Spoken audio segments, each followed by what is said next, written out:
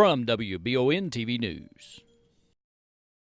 August is hot, and so are the savings at Appalachian Wireless, where all smartphones are 50% off. Even the 64, 128, and 256 gig models. 2-year agreement required. Better service, bigger savings. That's today's Appalachian Wireless and East Kentucky Network Company.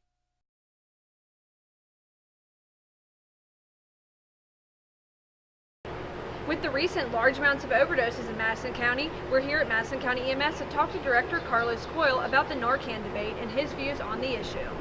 We all are here in the healthcare community particularly to help people. We're not going to judge people and make decisions on who lives and who dies. That's not something we'll ever do.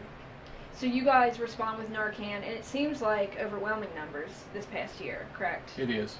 It's increased over the last several years that we've been keeping data, and we've been keeping it since 2013. How long have you had Narcan available? It's been available. Narcan's actually an old drug. It's been available for a number of years. When I was a young paramedic in the 80s, we carried it.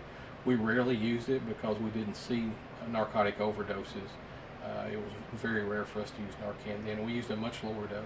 Well, in the past probably at least 5 years, maybe more than that, the opioid epidemic has just been off the charts. Started with the pills, and when the pill mills got shut down, now it's the heroin. Or the fentanyl, the carfentanil, or whatever it's laced with. But we buy Narcan by the cases, where we used to just buy a few at a time. First 6 months, I think we spent a little over $13,000 in Narcan alone. How much would one dose cost? $40 for what we call a 2 milligram syringe. So, assuming you have to give more than one usually shot? And we often do. A lot of times it will take more than the 2 milligrams, the initial dose. Sometimes it will take 4. We've given as many as 10 milligrams to a single person. Well, some people would argue that those people aren't apt to pay you guys for your services. Is that correct? We respond and we treat everybody the same regardless of their ability to pay. We run 18,000 calls a year. It's a very busy service here, so the majority is certainly not overdoses, but the percentage of overdoses to the overall run volume has certainly increased over the last 3 or 4 years. Narcan is an amazing drug. It's not the answer. It's just a band-aid to the problem.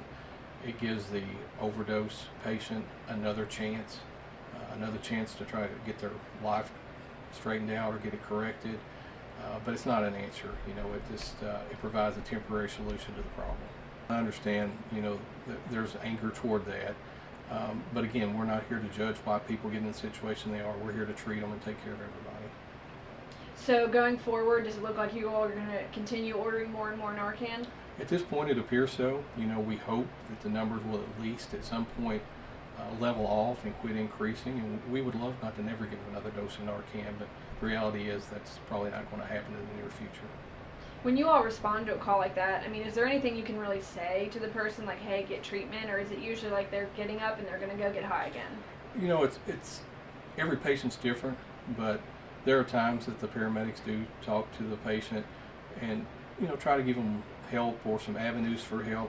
Sometimes they're receptive of it, sometimes not at all. According to Coyle, Narcan is here to stay, but it is by no means a cure for addiction. He did comment, however, that meth use seems to be on the rise, possibly because of the deadly aspects of heroin mixed with fentanyl and carfentanil, scaring users away from opiates. For WBON TV, I'm Marissa Hempel.